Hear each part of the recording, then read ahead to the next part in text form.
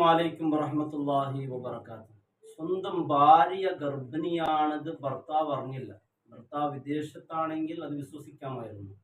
ഇത് സ്വന്തം വീട്ടിലാണ്, തൻ്റെ ഭാര്യയെ കൂടെ തന്നെയാണ് ജീവിതമെല്ലാം, എന്നിട്ട് പോലും ഭാര്യ ഇത് അറിഞ്ഞില്ല എന്ന് പറയുമ്പോൾ അത് അത്രയും പെട്ടെന്ന് ഉൾക്കൊള്ളാൻ പറ്റുന്ന ഒരു കാര്യമൊന്നുമല്ല.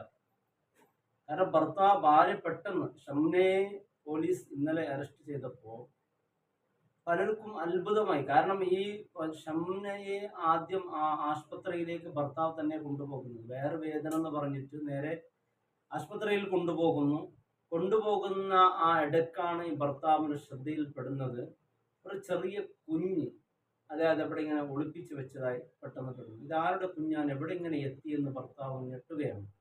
കുഞ്ഞാരുടെ എന്ന് ചോദിക്കുമ്പോൾ ഒന്നും മറുപടിയില്ല. ആശുപത്രിയിൽ വേറെ വേദനമായി കൊണ്ടുപോകുമ്പോഴാണ് പിന്നെ ഇത് കുഞ്ഞ് തൻ്റെ സ്വന്തം ഭാര്യയുടേതാണ് എന്ന് അറിയുന്നത്. ഇത് ഭർത്താവ് അറിഞ്ഞില്ല എന്ന് പറയുമ്പോൾ, കാരണം ഒരു കൂടെ കിടക്കുന്ന ഒരു ഭാര്യ ഗർഭിണിയാണെന്ന് ഭർത്താവിൻ്റെ ഈ വീട്ടുകാർ കുടുംബക്കാർ അറിഞ്ഞില്ല. ഇതിനൊരു കാര്യമുണ്ട്, ഈ അറിയാതിരിക്കാനുള്ള പല കാരണങ്ങളുണ്ട്. ഇങ്ങനെ ഒരുപാട് അറിയാത്ത ഒരുപാട് കഥകൾ നടന്നിട്ടുണ്ട്. ഇതിന് മുമ്പ് തന്നെ ഒരു ഫേസ്ബുക്കിൽ ഒരു സംഭവം നടന്നല്ലോ. കാരണം 3 പെൺകുട്ടികൾ ജീവൻ എടുക്കാനുള്ള കാരണം എന്താണ്? ആ പെൺകുട്ടിയെക്കുറിച്ചും ആ പെൺകുട്ടിയുടെ ജീവിതത്തെക്കുറിച്ച് എപ്പോഴും നിരന്തരമായ മെസ്സേജാണ്. നീ ആദരിക്കുന്ന ഡ്രസ്സ് വളരെ നല്ല ഇഷ്ടപ്പെട്ട്, എനിക്ക് പല രീതിയിലുള്ള മെസ്സേജുകൾ. പക്ഷെ നിന്റെ വയറ്റിൽ കിടക്കുന്ന കുഞ്ഞിനെ തന്നെ ഇല്ലാതെയാക്കണം. പരസ്പരം ഇവരെ കണ്ടുമുട്ടിട്ട് പോലുമില്ല. ആ പെണ്ണ് അന്ധമായി വിശ്വസിച്ചു. അവസാനം പ്രസവിച്ചു എന്ന് പറയുമ്പോഴേക്കും ആ കുഞ്ഞിനെ ഇല്ലാതെയാക്കണം, എന്നാൽ മാത്രമാണ് നീ എൻ്റെ കൂടെ വരേണ്ടത് എന്ന് പറഞ്ഞു. അങ്ങനെ അവർക്ക് വേണ്ടി ആ കുഞ്ഞിനെ ഇല്ലാതെയാക്കിയപ്പോൾ പിന്നെ പ്രശ്നമായി, കേസായി. അവസാനം ഈ മെസ്സേജ് അയച്ചത് ആരാണ് എന്ന് അന്വേഷിച്ചു നോക്കുമ്പോൾ വീടിൻ്റെ തൊട്ടടുത്തിരിക്കുന്ന ഇവരുടെ കുടുംബത്തിൽപ്പെട്ട 2 പെൺകുട്ടികളാണ്. ഇവർ ആൺകുട്ടികളെ പോലെ അഭിനയിച്ചു കൊണ്ടാണ് മെസ്സേജ് അയച്ചത്. ഇവൾ അന്ധമായി വിശ്വസിച്ച് ഇത് ആൺകുട്ടി തന്നെയാണ് എന്ന്. പിന്നെ ഇത് കേസ് അറിഞ്ഞപ്പോൾ ഈ പെൺകുട്ടികൾ ഇനി ഇത് ആകെ പ്രശ്നമാവുമെന്ന് കരുതി അവരും ജീവനൊടുക്കി. 3 ജീവനാണ് നഷ്ടപ്പെട്ടത്. അവർക്ക് വേണ്ടി സ്വന്തം കുഞ്ഞിനെ നഷ്ടപ്പെടുത്തി, ഇവരുണ്ടാളുടെ ജീവൻ നഷ്ടപ്പെടുത്തി. ആ സമയത്ത് പോലും ഭർത്താവ് ഇവൾ ഗർഭിണിയാണെന്ന് അറിഞ്ഞില്ല. കാരണം ആ സമയത്ത് ഒരു ഗർഭാവസ്ഥ ഒന്നും അറിയിക്കാതെ വീട്ടിലുള്ള വിറക് ചുമക്കാനും എല്ലാത്തിനും സജീവമായിരുന്നു ഇവൾ. കയറ്റത്തേക്ക് വലിച്ച് കെട്ടി മുറുക്കിയിട്ടാണ് എല്ലാ ദിവസവും സജീവമായി ജോലി ചെയ്യുമ്പോൾ വീട്ടുകാരും അറിഞ്ഞില്ല. ചില വീട്ടിലൊക്കെ ഇത്തരത്തിലുള്ള സംഭവം നടക്കാറുണ്ട്. കാരണം ഭർത്താവ് പറയും, നീ പെട്ടെന്ന് ഗർഭിണി ആകരുത്, ആ സമയത്ത് നീ നിയന്ത്രിക്കണം, നിനക്കല്ല അത് അറിയുന്നത് അതിൻ്റെ അവസ്ഥയൊക്കെ. ആ സമയത്ത് അങ്ങനെ ആദ്യം ഭർത്താവ് പറഞ്ഞ് പെട്ടെന്ന് ഗർഭിണിയായി എന്നറിഞ്ഞാൽ പിന്നെ ഭർത്താവിനോട് ഞാൻ ഗർഭിണിയാണ് എന്ന് പറഞ്ഞാൽ ഭർത്താവ് പിന്നെ വലിയ വഴക്കുണ്ടാക്കും. കാരണം ഞാൻ ആദ്യം പറഞ്ഞതല്ല ശ്രദ്ധിക്കാൻ. കാരണം ഭർത്താവൊന്നും ശ്രദ്ധിക്കൂല, പിന്നെ ഭാര്യയാണ് ഈ കാര്യങ്ങളൊക്കെ ശ്രദ്ധിക്കേണ്ടത്. ആ സമയത്ത് ചില സ്ത്രീകൾ അങ്ങനെ ചെയ്തിട്ടുണ്ട്. ഭർത്താവ് ശ്രദ്ധിക്കണമെന്ന് പറഞ്ഞാൽ ശ്രദ്ധിക്കാതെ ഞാൻ ഗർഭിണിയായല്ലോ, പിന്നെ ആ ഗർഭാവസ്ഥ അറിയിക്കാതെ പല ക്രൂരകൃത്യം ചെയ്ത സംഭവങ്ങളൊക്കെ ഈ അടുത്ത് നടന്നത്. അതേപോലത്തെ ഒരു സംഭവമാണ് ഇത്. ക്രൂരകൃത്യം എന്നല്ല, ഇതിനെക്കുറിച്ച് എങ്ങനെ പറയുന്നതില്ല. ഒരു സ്വന്തം തൻ്റെ ചോരയെ ഇല്ലാതെയാക്കുക എന്ന് പറയുമ്പോൾ വല്ലാത്തും അതൊരു ജീവനുള്ള കുഞ്ഞല്ലേ. ആ കുഞ്ഞ് പ്രസവിച്ച ഉടനെ ഇപ്പോൾ ഷംന എന്ന് പറയുന്ന അവിടെ മുഖം നോക്കുമ്പോഴേക്ക് ഒരു പാവപ്പെട്ട കുഞ്ഞിയെ പോലെ കാണുന്നു, പാവപ്പെട്ട ഒരു പെൺകുട്ടിയെ പോലെ കാണുന്നുണ്ട്. എന്തിനാണ് ഈ കൃത്യം ചെയ്തത് എന്ന് ചോദിക്കുമ്പോൾ അവൾ പറഞ്ഞ ഒരു വാക്കുണ്ട്, അതാണ് വല്ലാത്ത വേദനിപ്പിക്കുന്ന വാക്ക്. അവൾ പറയുന്നത്, ഞാൻ ഇല്ലാതെയാക്കാൻ ഇപ്പൊ തന്നെ അവർക്ക് 2 വർഷമുള്ളൊരു കുഞ്ഞുണ്ട്, ഇനി 3ാമതൊരു കുഞ്ഞ് വന്നാൽ ഈ കുഞ്ഞിനെ നോക്കാൻ ഞങ്ങൾക്ക് പ്രയാസമാകും എന്ന് പേടിച്ചിട്ടാണ് ഈ കുഞ്ഞിനെ ഞാൻ ഇല്ലാതെയാക്കിയത് എന്നാണ് പറയുന്നത്. നാം ചിന്തിക്കേണ്ടത്, ഒരു മുസ്ലിം സമുദായത്തിൽ ഉള്ള ഒരു പെൺകുട്ടികൾ ഇങ്ങനെ പറയുന്ന മറുപടി ഒരിക്കലും ഉൾക്കൊള്ളാൻ പറ്റാത്തൊരു മറുപടിയാണ്. കാരണം നാം മദ്രസയിലൊക്കെ പഠിപ്പിക്കുന്നത്, നഹ്നു നർസുഖുക ലാ നസ്അലുക റിസ്ക, റിസ്ക് നൽകുന്നത് നിന്നെയും നിന്റെ മക്കളെയും എല്ലാം നോക്കുന്നത് ഞാനാണ്, ഞാൻ നിങ്ങളോട് റിസ്കിനെ ചോദിക്കുന്നില്ല. നഹ്നു നർസുഖുക, റിസ്ക് നൽകുന്നത് ആരാണ്? അള്ളാഹുവാണ്.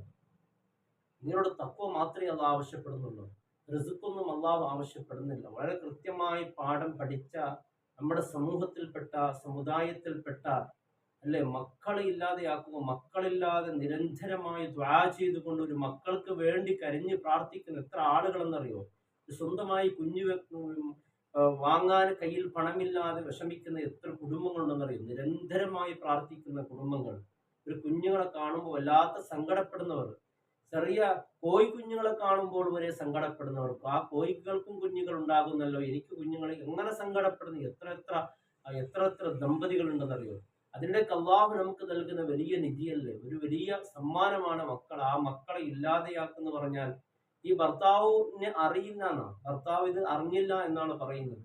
അതിന്റെ കൃത്യത എത്രത്തോളം സത്യസന്ധമാണെന്ന് അറിയില്ല. ഏതാവട്ടെ, ഈ കുഞ്ഞിനെ ഇല്ലാതെയാക്കുന്നതിന്റെ കാരണം, ഈ കുഞ്ഞ് ഭർത്താവിന്റെ കുഞ്ഞായിരിക്കാൻ സാധ്യത. കാരണം ഭർത്താവിന്റെ കുഞ്ഞെന്നല്ല, ഇവർക്ക് ഈ ചെലവിന് ഈ കുഞ്ഞിനെ ഒന്നും കൂടി, ഇവർ കുഞ്ഞിന്റെ ചെലവേറ്റെടുക്കാൻ പ്രയാസമാണെന്ന രീതിയിലാണ് ആ കുഞ്ഞിനെ കൊന്നുകളഞ്ഞത് എന്ന് ഷംല പറയുന്നു. സുബ്ഹാനല്ലാഹ്, അള്ളാഹു സുബ്ഹാനഹു വതആല കാക്കട്ടെ. നമ്മുടെ റിസ്ക് എല്ലാം ഏറ്റെടുത്തത് ആരാണ്? അള്ളാഹു അല്ലേ. അള്ളാഹു അല്ലേ നമുക്ക് റിസ്ക് നൽകുന്നത്. നാം നമ്മുടെ കുഞ്ഞിന്റെ കാര്യത്തിൽ മറ്റു കാര്യത്തിൽ എന്തിനാണ് ഭയപ്പെടുന്നത്? ചെറിയൊരു വയറുവേദന വന്നാൽ നമ്മുടെ സമ്പത്തും നമ്മുടെ വീട് വിറ്റാൽ പോലും അത് തികയൂല. അള്ളാഹു കാത്തുരക്ഷിക്കട്ടെ. നമ്മുടെ മുസ്ലിം സമൂഹത്തിന് ഇത്തരത്തിലുള്ള വാർത്തകൾ കേൾക്കുമ്പോൾ മദ്രസയിൽ പഠിച്ച പൊന്നുമക്കളുടെ ഭാഗത്ത് ഇത്തരത്തിലുള്ള തവക്കുലില്ലാത്തൊരു ജീവിതം, നാം എപ്പോഴും അള്ളാഹുവിന് തവക്കുലായി ജീവിക്കേണ്ടവരാണ്.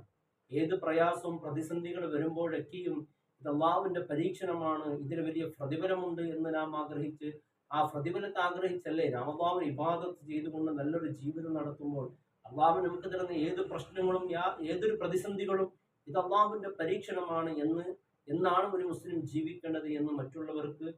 കാരണം വിശുദ്ധ ഖുർആൻ പറയുന്നത് കുന്തും ഖൈറു ഉമ്മ, നിങ്ങൾ ഉത്തമ സമുദായം, ഉന്നത സമുദായം. എന്തുകൊണ്ട്?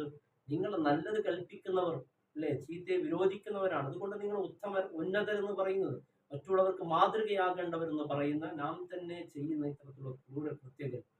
സുബ്ഹാനല്ലാഹ്, കുഞ്ഞെന്ന് പറയുമ്പോൾ നാം കുഞ്ഞല്ല എന്ന് പറയാം. ആ കുഞ്ഞിന് എത്ര വേദന ഉണ്ടെന്നാവുക, എത്രത്തെ വേദന ഉണ്ടാവുന്ന അറിയോ ഈ കൊന്നു കളയുക എന്ന് പറയുമ്പോഴൊക്കെ. പ്രത്യേകിച്ച് നമ്മുടെ സമുദായത്തിന് ഇതുവരേക്കും, അതായത് അള്ളാഹുവിൽ ഒരു പരിപൂർണമായ വിശ്വാസമില്ല എന്നതിന്റെ ഒരു അടയാളമാണ് ഇത്. ഇത്തരത്തിലുള്ള ഈ പ്രവർത്തികൾ നമ്മുടെ സമൂഹത്തിൽ നിന്ന് കേട്ടുവരുന്നത്. പാവം അള്ളാഹു സുബ്ഹാനഹു വതആല കുഞ്ഞിനെ ഖബർ അള്ളാഹു ജന്നാത്തുൽ ഫിർദൗസിൽ അള്ളാഹു, കുഞ്ഞുങ്ങളെന്ന് പറഞ്ഞാൽ അവരെ ചുമതല ഏറ്റെടുക്കുന്നത് ഇബ്രാഹിം നബി അലൈഹിസ്സലാം, സാറാ ബീവി റളിയല്ലാഹു അൻഹയാണ്. കാരണം ആ കുഞ്ഞുങ്ങൾ നാളെ ചോദിക്കും, എന്ത് തെറ്റ് ചെയ്തതിന്റെ പേരിലാണ് എന്നെ കൊന്നു കളഞ്ഞത് എന്ന് ആ ഉമ്മയോട് ചോദിക്കും. ഇത്തരത്തിലുള്ള വിഷയത്തിൽ നമ്മുടെ മതനേതാക്കന്മാർ, സമൂഹ നേതാക്കന്മാർ കൃത്യമായി ഇടപെടണം. ഇല്ലെങ്കിൽ ഇത്തരത്തിലുള്ള കൃത്യങ്ങൾ കൂടിക്കൂടി വരികയാണ് നമ്മുടെ സമൂഹത്തിൽ നിന്ന്. കാരണം ഒന്നാമത് ഇതിന്റെ ഗൗരവം അറിയാതെ, പിന്നെ ക്രൂരന്മാരിൽ ഏറ്റവും വലിയ ക്രൂരികളാണെന്നറിയോ? സ്ത്രീകളാണ്. അവരുടെ ക്രൂരതയ്ക്ക് അതിരില്ല. അങ്ങനെയാണ് അവർ ക്രൂരികളായാൽ അങ്ങനെ ആയിരിക്കും. അള്ളാഹു സുബ്ഹാനഹു വതആല നമ്മുടെ സമുദായത്തെ അള്ളാഹു കാത്ത് രക്ഷിക്കട്ടെ. നല്ല ബോധം അള്ളാഹു നൽകി അനുഗ്രഹിക്കട്ടെ. അസ്സലാമു അലൈക്കും വറഹ്മത്തുള്ളാഹി വബറകാതുഹു.